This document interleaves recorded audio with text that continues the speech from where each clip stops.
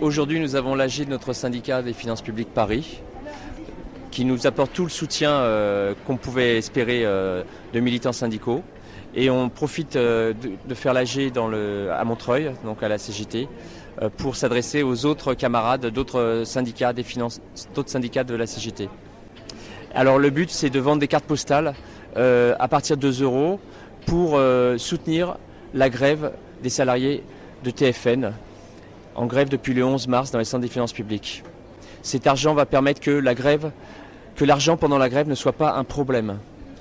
Qu'on tienne parce que pour l'instant, les salariés sont toujours aussi déterminés à gagner un minimum de 16 heures par semaine, des contrats de 16 heures par semaine, un minimum de 15 € pour nettoyer leurs vêtements de travail par mois, puisque on ne fournit pas de lessive aux salariés pour nettoyer leurs blouses, il faut qu'ils les nettoient sur leur propre denier.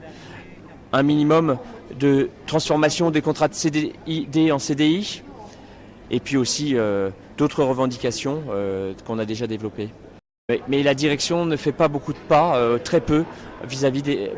ils se rapprochent très peu des revendications des grévistes. La seule chose qu'ils ont prêt à donner, c'est des choses qui ne leur coûtent pas un rond. Alors c'est important, la suppression de la clause de mobilité, c'est très important, puisque avec cette clause de mobilité dans le nettoyage, les patrons pouvaient dégager un salarié d'un site à n'importe quel autre site, y compris un site qui ne soit pas des finances publiques. Cette clause a été supprimée de la convention collective et cette grève doit permettre, puisque ça a été accepté par le patron, qu'elle soit aussi retirée des contrats de travail de tous les salariés de TFN.